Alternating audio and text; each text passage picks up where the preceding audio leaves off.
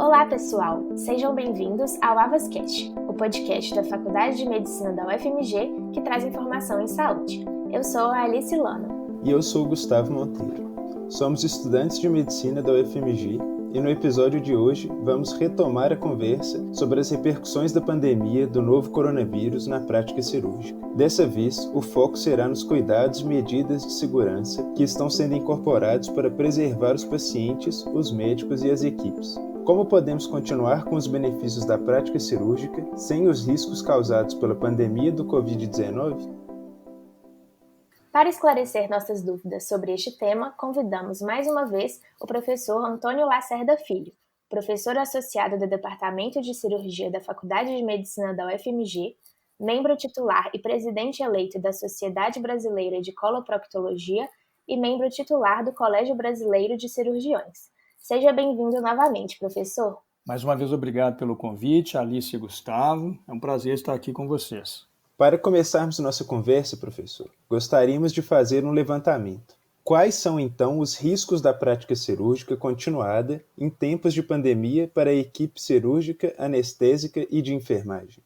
Bom, vai depender fundamentalmente do cenário de atuação da equipe, né? Vocês sabem bem que o pessoal que está trabalhando no front, diretamente atendendo os pacientes portadores da Covid-19, seja o pessoal dos pronto-atendimentos, o pessoal que trabalha nas unidades de terapia intensiva, esse pessoal é o pessoal mais exposto, obviamente. São os técnicos de enfermagem, os que mais adoecem, os que mais têm ido a óbito, os enfermeiros, os médicos intensivistas, anestesistas, mesmo os cirurgiões que atuam na unidade de terapia intensiva, por exemplo, praticando as traqueostomias tão necessárias aí nos pacientes que passam por períodos prolongados de intubação orotraqueal, fonoaudiólogos, né? Enfim, todo esse pessoal médico e de suporte que atua diretamente no front é o pessoal mais exposto, certamente, né? Agora, todo o corpo médico que atua diretamente relacionado com as intervenções cirúrgicas, assim como o corpo de enfermagem, o corpo de apoio no bloco cirúrgico, também está exposto, porque muitas vezes a gente está recebendo um paciente para operar que eventualmente pode ser o portador de uma infecção, né, por Covid-19, sem que ele esteja ainda manifestando sintomas. Então, é aquele paciente assintomático, já infectado, que chega no bloco cirúrgico para fazer uma cirurgia e muitas vezes, pelo fato de não estar sendo feito testagem em massa ainda desses pacientes no pré-operatório, a gente pode comentar isso daqui a pouco, esses pacientes estão expondo a equipe que vai cuidar, para prestar os cuidados no bloco cirúrgico. Então, todo o cuidado tem que ser tomado no sentido de proteção da equipe cirúrgica, da equipe de enfermagem, em todo paciente que chega no bloco cirúrgico, assim como em todo o fluxo desse paciente, desde a entrada desse paciente na unidade de saúde, seja na admissão, no transporte desse paciente, enfim, todas aquelas medidas, todo aquele protocolo de segurança tem que ser observado para minimizar ao máximo a chance de infecção cruzada no ambiente hospitalar, tanto do paciente em relação às equipes de saúde que vão cuidar dele, como em relação à própria infecção do paciente também, num ambiente de alto risco que é o ambiente hospitalar e, sobretudo, o bloco cirúrgico. Obviamente, alguns elementos dessas equipes estão mais expostos, né? Como eu já comentei, os anestesistas, o corpo de enfermagem, o técnico de enfermagem que lida com o paciente o tempo todo, que transporta o paciente, que muda o paciente de posição, enfim. Então, quanto mais próximo é o cuidado e quanto maior a chance do profissional de saúde ser exposto principalmente aos aerosóis, que são uma forma bastante importante de transmissão, a mais importante forma de transmissão da doença. Então, quanto mais expostos estão esses profissionais, maior o risco de contraírem a infecção pelo novo coronavírus. E quais são esses cuidados que podemos ter como equipe de saúde para a nossa proteção? Bom, basicamente, o que o profissional precisa ter, acima de tudo, é uma enorme consciência dos riscos que ele está correndo, né? Em nenhum momento, qualquer um dos profissionais que lida diretamente com pacientes potencialmente portadores da infecção pelo novo coronavírus pode negligenciar esses cuidados. Então, a conscientização é absoluta. Não pode baixar a guarda em nenhum momento, não pode haver distração. O uso dos equipamentos de proteção individuais, né, os famosos EPIs, eles têm que ser disponibilizados pelas instituições, pelos hospitais, de forma bastante generosa, com troca frequente desses equipamentos. Não pode faltar esse tipo de equipamento em nenhum momento para os profissionais que estão lidando com pacientes potencialmente portadores da infecção. E quando a gente fala desses equipamentos, nós estamos falando de que, por exemplo, as máscaras que hoje são fundamentais para todas as pessoas, né? Isso virou lei, inclusive, elas são máscaras especiais para esses profissionais. A gente prefere sempre a utilização das máscaras tipo N95, que protegem muito mais o paciente por terem barreiras mais apropriadas para evitar a disseminação dos perdigotos potencialmente contaminantes. Então, máscara N95 para todos esses profissionais que lidam diretamente com os pacientes, gorros, óculos de proteção ou face shield obrigatoriamente, capotes descartáveis, luvas em 2 ou 3 camadas. A gente hoje está gastando em torno de 2, 3 ou mais pares de luvas para cuidar desses pacientes. Todo o cuidado tem que ser tomado em momentos críticos, como, por exemplo, a intubação orotraqueal no bloco cirúrgico. Ela deve ser feita com o mínimo de pessoal dentro da sala. Hoje o cirurgião só entra para a sala de cirurgia no momento de iniciar o preparo para a operação. O paciente já foi intubado pelo anestesista com o mínimo de pessoal dentro da sala. Todo cuidado tem que ser tomado durante a intervenção cirúrgica para minimizar ao máximo a formação de aerosóis. O próprio uso do cautério tem que ser feito com muito critério. A cirurgia laparoscópica, por exemplo, é uma cirurgia em que tem um risco ainda maior pela necessidade do uso do pneumoperitônio. A drenagem desse pneumoperitônio ao término da cirurgia tem que ser feita preferencialmente em sistema fechado para evitar a aerolização. Então, isso é um grande risco que os profissionais de medicina, também outros profissionais, como os dentistas também, são muito expostos aos aerosóis. Então, isso tem que ser abordado de uma maneira bastante firme para que não haja risco de contaminação do pessoal que está atuando nessas áreas.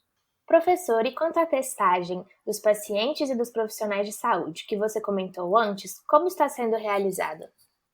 Bom, infelizmente não existe ainda um protocolo que defina isso de maneira clara. Mesmo o CDC americano coloca níveis de necessidade de testagem, mas isso nem mesmo nos Estados Unidos é feito de uma maneira absolutamente criteriosa ou absoluta para todos os profissionais, ou mesmo para os pacientes que vão ser operados. O que a gente sabe é que, por exemplo, todos os profissionais de saúde que tiveram contato com pacientes sintomáticos, obviamente devem ser testados e isolados por pelo menos 2 semanas em caso de confirmação. Pacientes que tiveram médicos, né, ou profissionais que tiveram contato com paciente confirmado ou suspeito de ter sido infectado, também devem ser testados. Semana passada eu tive que fazer o teste porque um dos meus residentes testou positivo para coronavírus e eu tinha tido contato no ambulatório com ele 2 dias antes. Felizmente, meu teste foi negativo. Então, a gente tem que fazer essa testagem.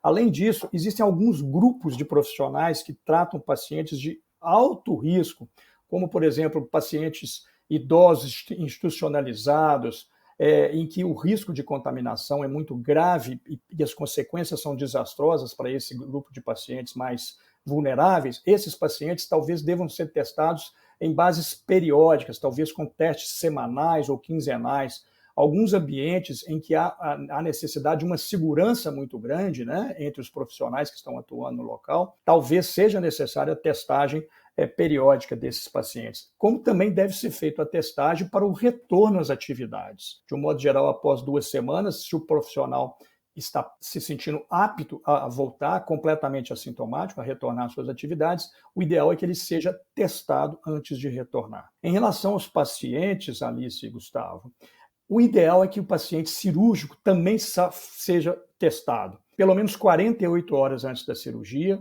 preferencialmente pelo teste do PCR, né, para ver o diagnóstico da infecção, e se o teste for negativo, esse paciente deve ficar em isolamento absoluto até o momento de se dirigir ao hospital para ser operado.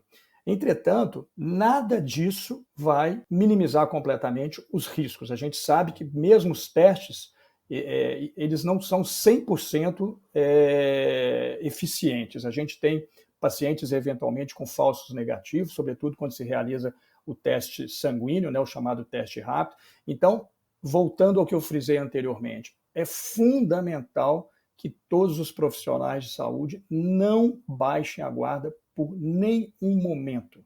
Cirurgia segura é um conceito que já vem de algum tempo para cá e se aplica de forma absolutamente impactante nesse momento. Então, a gente tem que fazer o procedimento o mais seguro possível, o procedimento deve ser realizado de forma rápida, preferencialmente a cirurgia deve ser conduzida pelo cirurgião mais experiente. Esse é um momento em que talvez os residentes fiquem bastante prejudicados, porque não é hora de deixar o residente em formação assumir determinados procedimentos cirúrgicos. O procedimento deve ser realizado de forma rápida, segura, com a menor chance possível de complicação, para evitar que esse paciente venha, por exemplo, a necessitar de uma CTI não programada e, eventualmente, o paciente não vai ter a vaga.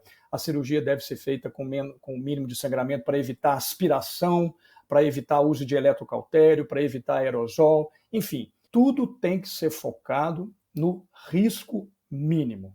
A gente sabe que nem sempre é fácil, a gente tem cirurgias que podem complicar, que podem tumultuar durante o transcorrer, mas a gente tem que estar focado o tempo todo nos riscos que o paciente está correndo e nos riscos que os profissionais de saúde estão correndo em relação ao coronavírus.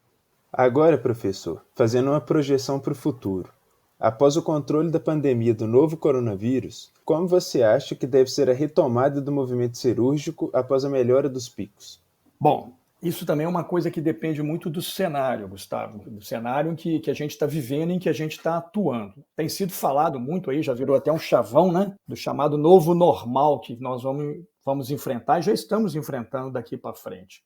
Certamente a retomada está sendo realizada de uma maneira bastante criteriosa, com a indicação das cirurgias, principalmente aquelas cirurgias que ficaram, digamos assim, represadas, né, nesse momento de pandemia.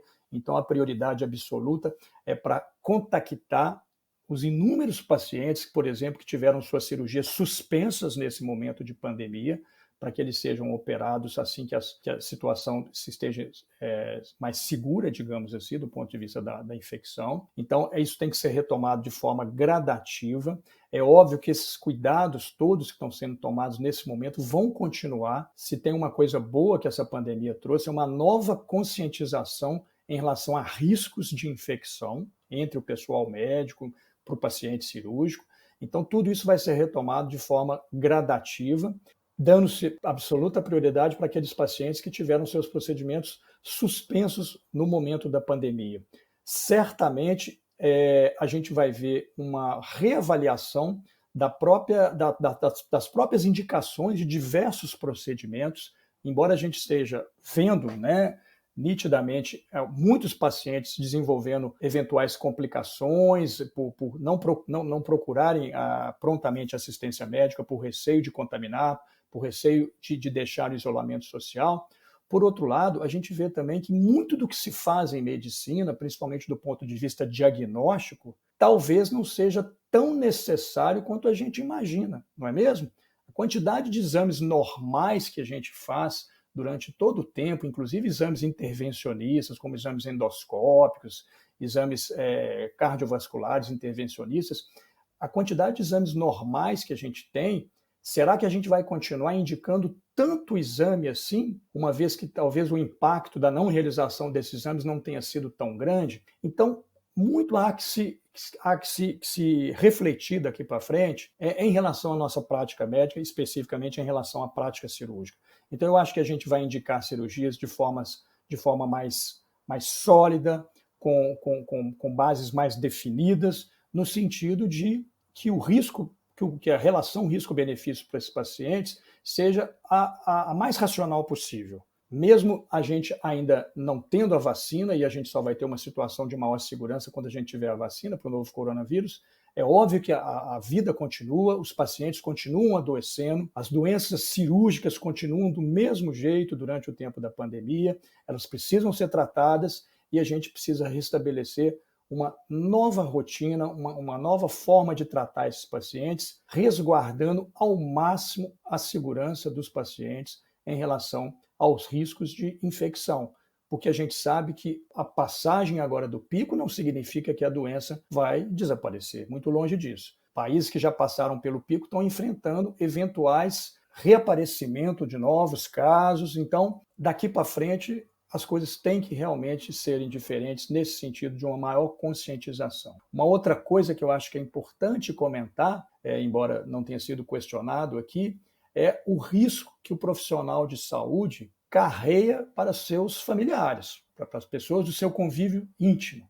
Então, isso é um outro ponto muito importante e que certamente vai seguir de agora para diante. Então, todo esse cuidado que a gente tem hoje, quando chega em casa, nos desfazemos do nosso vestimento, lavagem constante de mãos, uso de álcool gel o tempo inteiro, evitar de transitar demais dentro de bloco cirúrgico com equipamentos, com telefone celular, com mochilas, com bolsas, as mulheres com brincos, colares, tudo isso veio para mudar uma prática daqui para frente.